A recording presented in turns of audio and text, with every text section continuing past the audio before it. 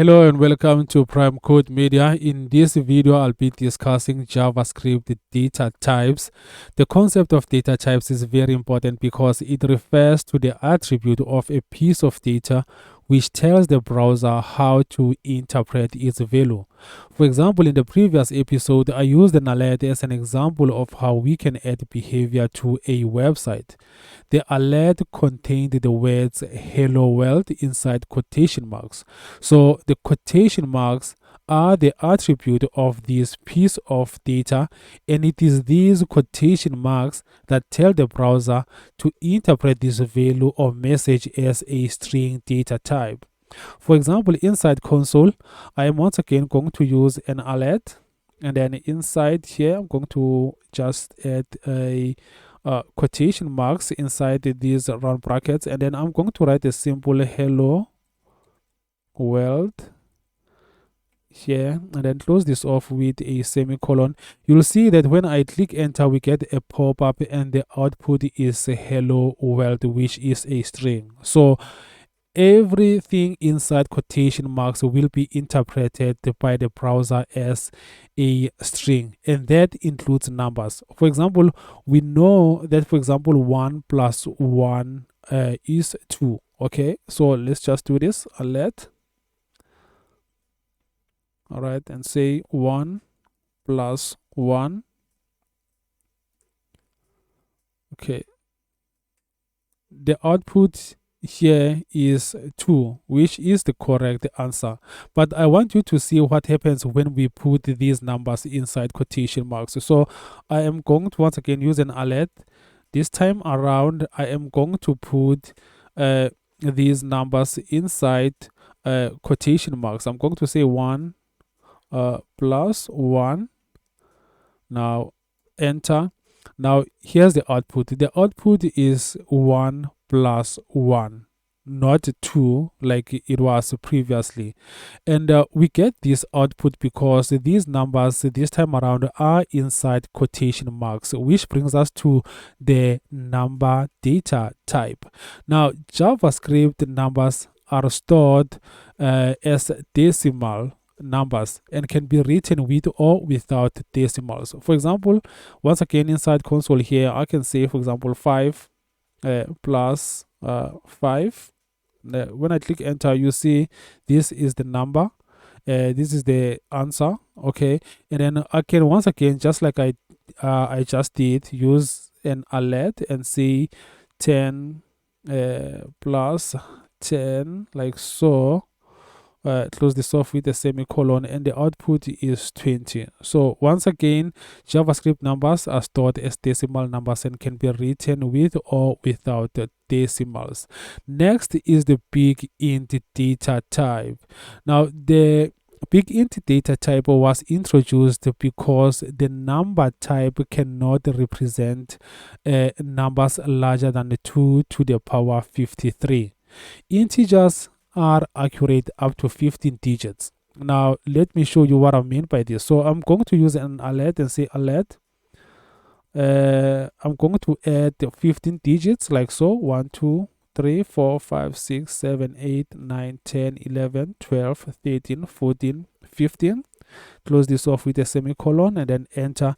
Now you see the output, it's the 15 digits as they are right here inside this alert here. So now I want you to see what happens when we have more than 15 digits, like so. Let me add 16 digits: 1 2 3 4 5 6 7 8 9 10 11 12 13 14 15 16. Close this off with a semicolon, enter. Now look at the output. So we don't get these digits as they are as the output here. So this number this time around is rounded off. And now this is why the BigInt data type was introduced. So you create it by appending n to the end of the integer. So I'm going to append n. I'm going to add 16 digits this time around, like so. So let me just add 16 or 17. 1 2, 3, 4, 5, 6, 7, 8, 9, 10, 11, 12, 13, 14, 15, 16, 17, and then I'm appending n at the end here, and then close this off with a semicolon, enter. Now, as you can see, we have more than 15 digits, but the output is as is. So this number, although the digits are more than 15, the number is not rounded off. So the output is as it is inside this alert, and this is what we are able to do with the BigInt data type. Now, the next data type that I also want us to discuss is the Boolean data type. So the Boolean has only two possible values, that is true or false. The Booleans are usually used for conditional testing. For example, we can say, okay, let here 2 equals 2. So the output here is true. So it's true that the 2 equals 2. And let's say, okay, alert 2 equals 3. Enter. And the output is false. So it's not true. 2 is not equals to 3. So this is what the Booleans are, for example, can be used for, and that is for conditional testing. Next is the undefined data type. A variable without a value has a value has the value undefined. So for example, let's use a variable here. I'm going to say var for variable a, and then I'm just going to leave a like that, undefined, and then click enter, and then I'm going to use an alert, okay, to check the value of this variable, and then I'm going to put a inside here, close this off with a semicolon. You'll see that the output is undefined, and this is because a is undefined here.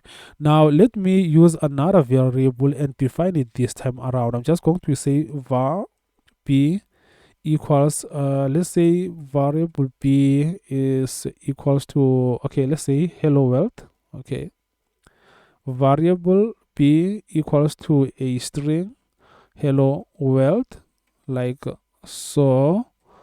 Now let's use an alert, right, to check this out. Now let's see the output. The output is a string which is a hello world. So the difference between these two variables, that is variable a and b, is that the variable a is not defined, and that is why its value was undefined. So because it is not defined, and the value of variable b is hello world, and this is because it is defined. Now the other one is the null data type that can only have one value, which is the null value. A null value means that there is no value.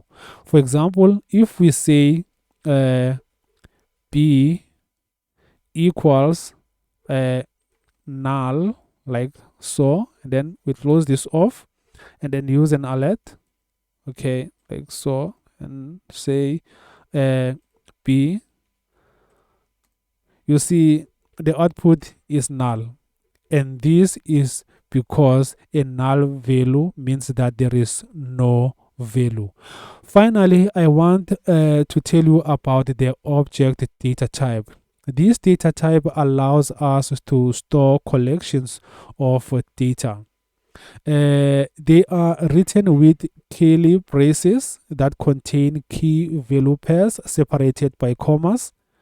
A key is always a string, while the value can be any data type, for example, strings, numbers, booleans, and so on. In this example, the object, which is the car, has 4 properties: name, model, does, and color. And this is an example of an object data type. With that, we have come to the end of our discussion of JavaScript data types. Let's code again next time. Thanks for watching and bye for now.